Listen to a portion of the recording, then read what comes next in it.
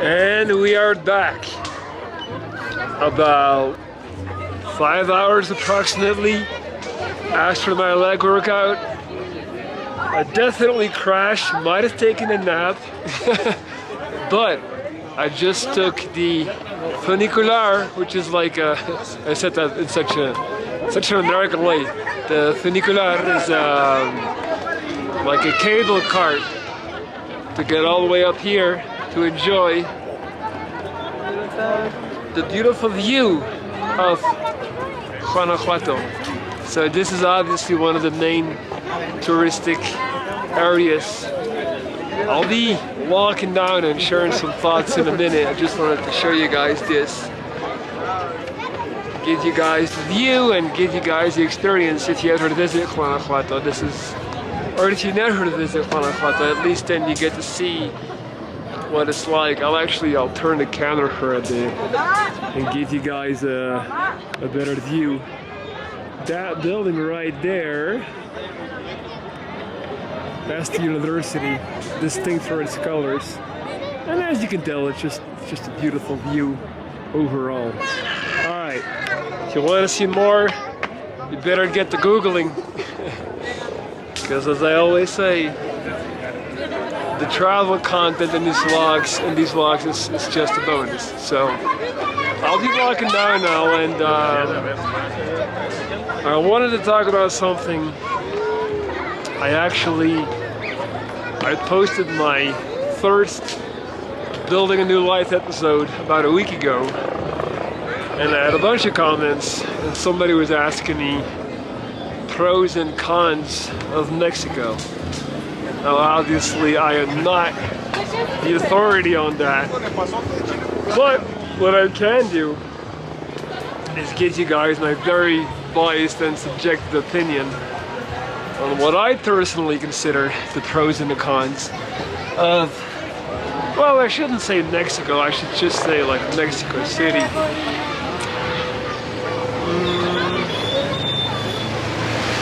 ¿Aquí es el camino para bajar? Sí. ¿Hasta aquí? Sí. Okay, gracias.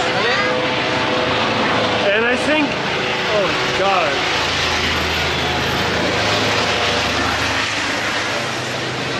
I kind of love this because in the last 5 seconds, we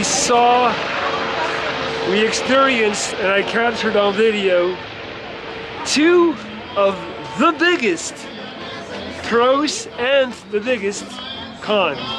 So I would say the first and absolute biggest pro is the people. And I know, like, this is something people like to say all the time, like they go to any country, right? And you're like, you know, people in country XYZ, they're so nice, they're so pleasant, and it's like, are they really? Like, I feel like, I'm not even gonna name names, but I feel like I've been to a lot of countries where people aren't all that. Like, and then maybe I've been to some South American countries where people may be nice, but it's because they're looking for commercial gain. I've definitely experienced that. And then, for example, I've been to some places like Rio de Janeiro. I did a whole video on that where I was faced with a brutal superficiality. So I say all that to say, when I say the people in Mexico are really nice and really like different and special, I definitely mean it. You guys know me, I love to criticize, and there is no criticism in place as it pertains to the Mexican people and their overall humility and niceness.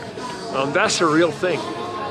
I do hope that we're gonna get some better views on the way down. I was kind of hoping I could offer you guys a spectacular view of the city as I descend gracefully. But then, so also, that being said about the people, you know, that helicopter right there, I feel like that came at the perfect time. My current biggest issue probably with, again, I should only say Mexico City, but kind of Mexico in general, because all the places I've been like that. It's the most noisy place on earth. It's just, there's noise everywhere. And you know, maybe it's me being raised in a suburban rural area in Belgium, maybe I'm just getting old and I'm a pussy, but like I once read on the internet, somebody said, it seems like in Mexico City they have given every village idiot a megaphone speaker, and that kind of rang true. There's just so much noise all the time, at all times. So I'll give you a few practical examples, like people selling gas in Mexico City. They go around ringing this extremely loud bell and just like yelling gas, you know, that happens all the time. Then you have the infamous truck that basically picks up old waste, like old metal scraps and things like that, and this is just, these trucks are circulating the city 24/7 with this like voice of a child basically repeating, you know, like a very annoying line that's like hypnotizing and gets stuck in your head. So that's there at all times. Then you have like people playing accordion on every street corner. And they're not always the best artists, let me put it like that. I mean, I can't knock the hustle, like good on them for trying, but... And honestly guys, I can keep going. Also, people with like the usage of honking in traffic, like in Belgium for example, people don't honk unless there's an issue, unless, you know, like someone needs to raise attention for a potentially dangerous situation or a near collision. In Mexico, the honking the horn is more kind of like a thing that you do all the time without any pause ever, you know. So people are just constantly honking their horns in traffic, and honestly, I can keep going. I can keep adding examples to that list. The pharmacy, there's these public pharmacies here all over the city. Again, when I say here, I mean Mexico City. And they, for some reason, I still haven't figured out why, but for some reason the pharmacies here, they put these huge, massive speakers out on the street, and they just blast music, like reggaeton and whatever, and I've yet to have found the connection between running a pharmacy and wanting to provide, you know, this is the community, I guess, with loud ass music at all times. And so this is just something that, like, honestly, I've kind of reverted to having my noise canceling earbuds in at all times at this point. It's not even that I'm always playing music at all times, it's just that I feel like I've kind of established that I need a filter for just the basic ever sounding noise to be able to live. So again, I'm sure that I'm also just like a sensitive person in general when it comes to that. That has been a big thing, and so when that helicopter was blaring over us, like it was kind of a perfect timing to make my point. So pro, amazing people. I feel like I just ranted for like 5 minutes about the con, and I haven't said anything about it. Like, I want to expand on the pro. Like, I don't know, people here are always ready to help you, especially when you speak Spanish. They're so grateful that you're in their country, and they're just nice. I'm 6 months in, I haven't had a single negative encounter with a single Mexican person. Let me repeat that. I haven't had a single negative personal experience where somebody was like rude or treated me like an asshole or was, you know, like doing anything bad. Do you know how wild that is to be 6 months in? If I spent 6 minutes in the Netherlands, I had some Dutch asshole, you know, being rude to me. So like, that's amazing. Like, shout out to the Mexican people. They're just such a nice, kind people. Now, and then I guess I'll go into another con. I guess it's always like with these type of videos, the good stuff is like, you guys want to hear in the world about the bad stuff, right? And me being who I am, like, I'd never fail to provide criticism. This next one is gonna be potentially, yeah, I don't even really want to go there because it's so loud. This is gonna be a horrible take. Not because I don't believe it, but because I know no one's gonna agree, but I really can't lie. And if you're watching this channel, I'm gonna presume you're watching it because you're kind of interested in my opinion. If you go ahead and Google, like, you know, top 5 culinary cities in the world, I'm pretty sure Mexico City is gonna be either 1, 2, or 3. Like, Mexico City is known for its food. And this is where I'm gonna have to come in and tell you that I honestly feel like the Mexico City and Mexico in general is so incredibly overrated as it comes to food. It's just not my style.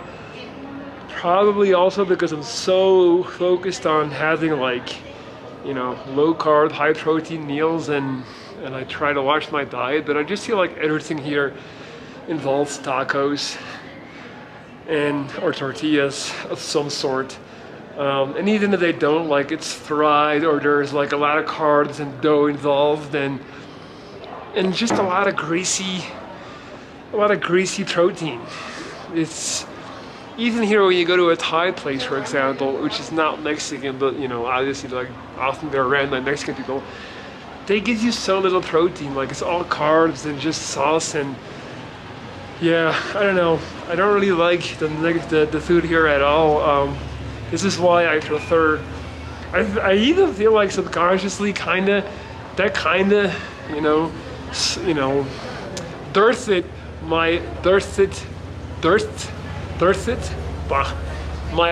ignited my idea to do a cut. I know that sounds horrible, but I'm not even trying to be funny. Like, I kind of felt like, nah, you know what? I'm not loving the food here. Might as well start dieting and go on a cut. Like, that way, it's like it kills 2 birds with 1 stone. And that's also why I kind of love to cook all the time. And even now, like, when I'm on a trip like this, I struggle to find good places to eat because I like healthy, high protein type of food, and it's just really hard to find. It's just not in the culture here. Like, this culture is all about, like, you know, carbs, tacos, tortillas. But when they do put meat in there, they put chicharron or like sausage, and they do use chicken and stuff, and even then, like, it's, yeah, not how I would like it per se. So yeah, again, like, when I say food, I guess I'm not just talking about the taste, I'm also just very, very normal here. Like, that type of stuff is like super normal. Meaning, like, the car just like blaring. So yeah, the food. Then something that I absolutely love, again, it's gonna be cliche, I guess, just the weather. Like, it's so nice to always be between like 16 degrees Celsius and 28. Mexico City has the perfect temperature. It's like, if I could create a planet, like, that would be it. Like, because Mexico City, it rarely goes above 25, 26. Like, I don't even need 30. Give me 25. So the weather is so amazing. It's just the ability to always walk around in shorts and a t-shirt or a tank top. You guys know me, like, I love to go sleeveless, so the weather is just amazing. I don't feel like I should say much more about that. Like, it's quite an obvious one. I think that's an obvious reason why people want to move here and come work here. Then another pro I want to add to the list. Did I call the weather a con, by the way? I feel like I did. Obviously it was a pro. Anyway, another pro is, you guys are gonna, again, think I'm crazy, but security. Feel safe, man. Maybe I have a limited sample size, but Mexico City is safe as hell. Just, you know, stay in the good areas. If you stay in, you know, I feel I've gone over this, but if you just practice common sense, you're always going to be safe. You cannot say that about Rio de Janeiro, or I feel like Medellin, or a lot of places in Colombia, to be honest with you. Like, I remember in Colombia in my 3 months there, it was very rare for me to feel completely at ease and to feel completely safe. Like, even in the small places, small villages, I don't know, there was always like this vibe, this energy, and you kind of had to be like, have your head on a swivel. I do not have that in Mexico. I feel safe as hell at all times. So, it's, yeah. I think it's also kind of like, and again, this is me being, you know, this is the epitome of being an armchair psychologist. But I kind of feel like it's not in Mexican people's DNA to be violent.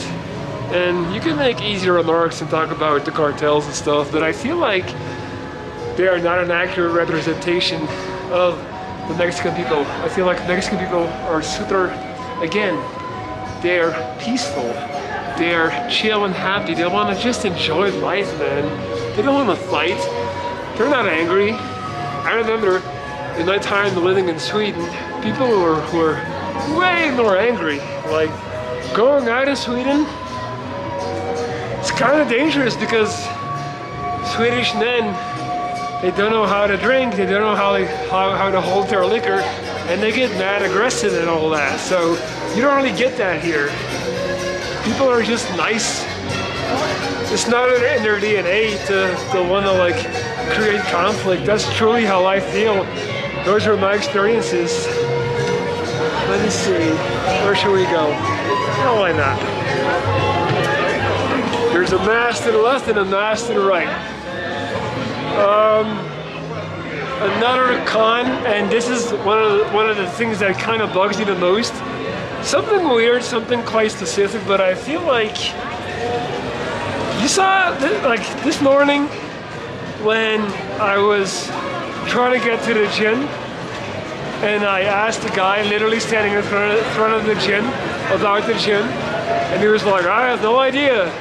I have never seen a gym around here. And it's like, well, it's like you can physically, like, the guy on the Stairmeister is about to run into you, dude. Like, but don't get me wrong, you wasn't lying, like, he wasn't trying to bullshit me. It's just that, and this is one of the biggest cons, in my opinion, just again, because I'm the opposite of that, but, and also because I'm so Belgian, but I feel like a lot of Mexicans, they're not really on the ball.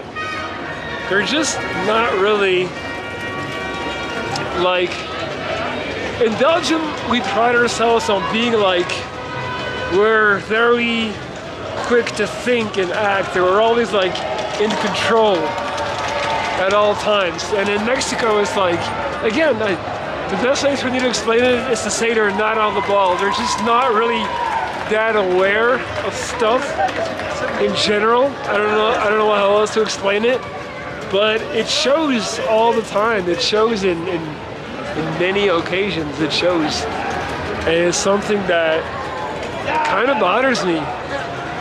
You know, also like in restaurant service and stuff.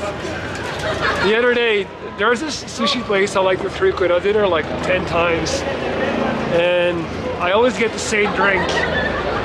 I just always end up forgetting the name. And I was trying to explain to the waitress, you know, like,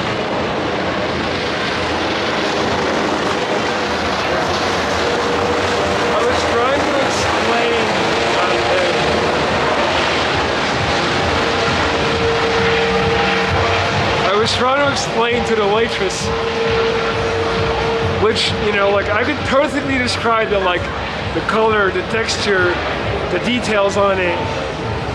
And she was just like, nope, you don't have that, never heard of it. And it's like, how do you work here? How are you literally, this is literally your job to know what's on the menu. She was like, no, I don't know what you're talking about. And I'm like, I know you guys have it. I've had this drink time and time again. And then finally some other waiter walks by and overhears us, and he's like, oh yeah, he means that. And it's like, and she's like, oh, okay. But then like the Belgian side of it just goes like, how can you be so like nonchalant and so bad at what you do? And again, so not on the ball, you know? So again, this is something that like, you might think like, dude, what are you talking about? Like, how can this bother you? Yeah, again, me being a very Belgian person, like it is my opinion after all. It is my list of pros and cons, but this particular thing that I just described is something that seeps through and seeps and kind of like I am confronted by it daily in a lot of different ways. And it's something that bothers me, I'm not gonna lie. Because, yeah, again, growing up in my culture and how I am is something that we deem important and people here don't. And that kind of brings me to my ultimate conclusion of this video, and something that I have learned about myself, and something that kind of keeps on, I guess maybe I would say the biggest lesson I've learned so far in my 6 months here. It's that with every year of age, I want to give you guys the good news, because this is a very beautiful cathedral, church, whatever. With every year that I progress in this life, I'm becoming more and more like my parents, like the place that I'm from, in every possible way imaginable. Alright, we're back. So, I was saying, I grew up often talking down on Belgium, and even to the point where I would say like, I wish I was born somewhere else, like I don't fit in here, I don't belong in this culture and this mentality.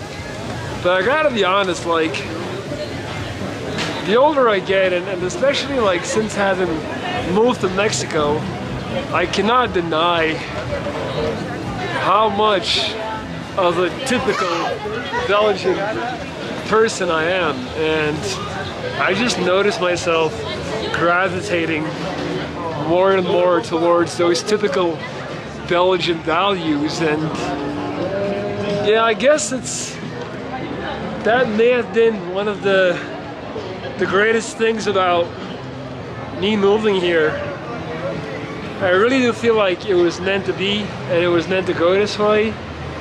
And it does feel like the prelude to the final chapter in terms of me like wandering around before I finally, you know, give into my faith and give into the realization that I belong in Belgium, and that the next chapter is probably me buying a little house in Belgium and again starting, you know, my next chapter there. And I'm so grateful for having had the opportunity to, once again guys, like just, that makes me happy when I see these trees. Like that might be like one of my favorite things about Guanajuato. It's just these amazing trees, just beautiful. Anyway, as I was saying, like I'm just so grateful for having had the opportunity to once again venture out into the wild world. Further than ever, actually. Like I've never lived this far abroad. I've never been this far away from home. And it's been very hard, and it's been very challenging, and I catch myself thinking about wanting to go back to Belgium for December very often. And I just realized that had I not gotten the opportunity to once again, you know, go on this adventure, I would have spent a big part of the second half of my life wondering what if. And now I feel like I won't have to, because I'm coming to grips with who I am and where I belong. Alright guys, I'm gonna wrap up this video. I feel like I've given you guys enough. And I just want to say thank you once again for being here, for watching. Leave a comment, hit the thumbs up. And I'll be back with a new video real soon, back in Mexico City. Have a beautiful day. Peace out.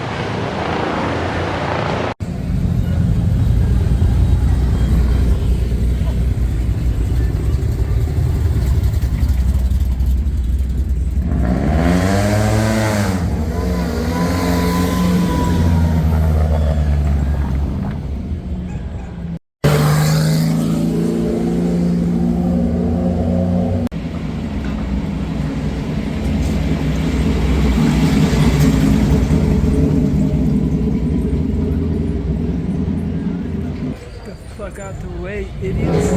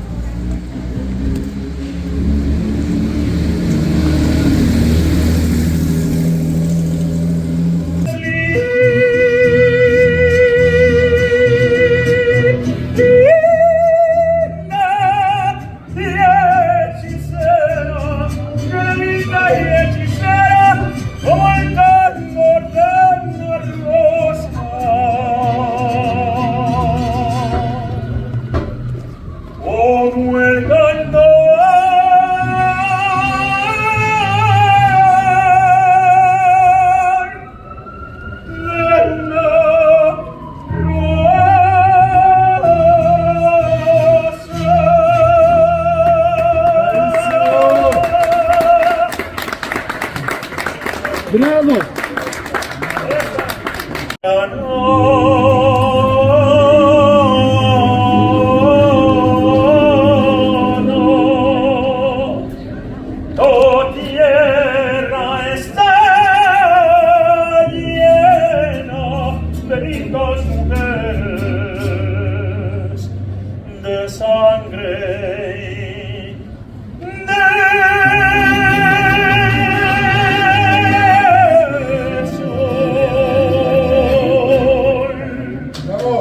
Bravo.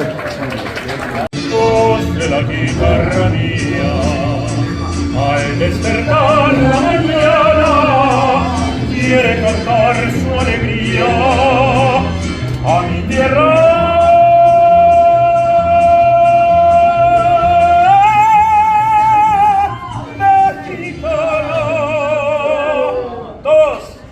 México lindo.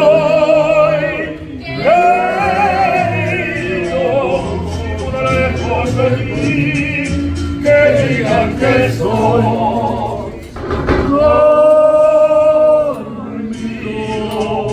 y que me traigan aquí.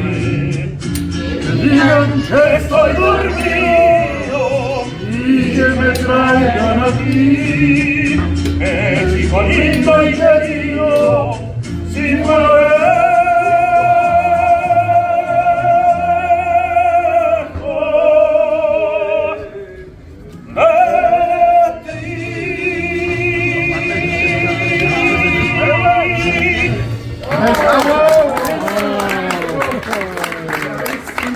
muchísimas gracias.